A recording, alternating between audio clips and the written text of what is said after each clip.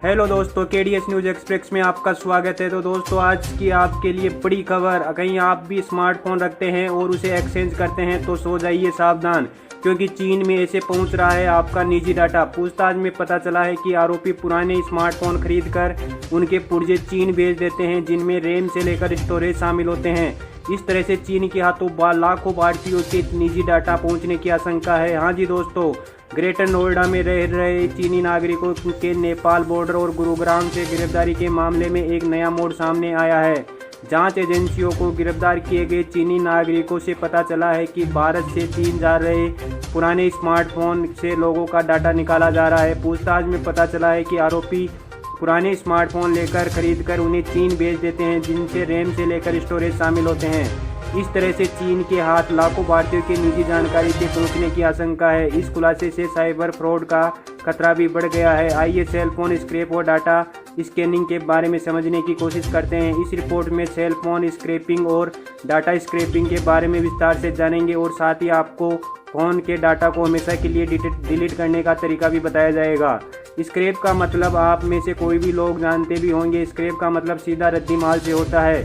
Cell phone scrap का मतलब पुराने फ़ोन के पुर्जे से है। सेल फोन स्क्रैपिंग के तरह पुराने फ़ोन के पुर्जे को अलग किया जाता है और ज़रूरी पुर्जों को निकालकर बेचा जाता है। सेल फोन स्क्रैप को एक लाइन में आप फ़ोन के कबाड़ से भी समझ सकते हैं। आमतौर पर हम पुराने स्मार्टफोन को एक्सचेंज करने के लिए नया फ़ोन ले लेते हैं और या फिर किसी दुकान पर जाकर अपने पुराने फ़ोन को बेच देते हैं, लेकिन बेचने से पहले कुछ ज़रूरी बातों को ख्याल नहीं रखते हैं।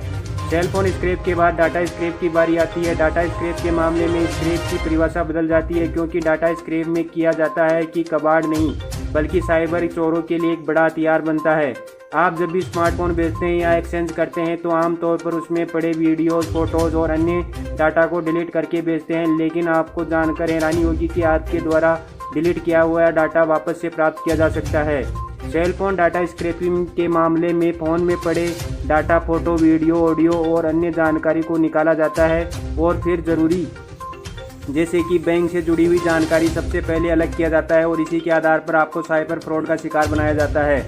डाटा स्क्रैपिंग के जरिए आपके फ़ोन में हर तरह की जानकारी को निकाला जाता है, जिससे आपने डिलीट किया हुआ डाटा भी वापस प्राप्त करके जासूसी की जा सकती है। फ़ोन के डाटा स्क्रैप करने के लिए कई तरह के सॉफ्टवेयर उपलब्ध हैं।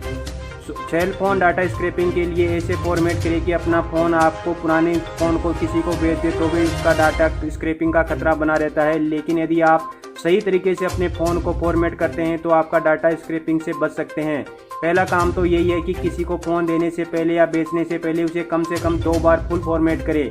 इसके लिए फ़ोन की सेटिंग में जाकर अर्ज ऑल डाटा फैक्ट्री रीसेट के विकल्प का चयन करें। इससे 2 या 4 मिनट का वक्त लगेगा और आपका फ़ोन नया जैसा हो जाएगा। तो दोस्तों, ऐसी ही ताज़ा तरीन खबरों के लिए केडीएस न्यूज एक्सप्रेस के साथ बने रहिए। चैनल को लाइक कीजिए, सब्सक्राइब कीजिए, बेल आइकन दबा दीजिए। जय हिंद, जय भारत, धन्यवाद।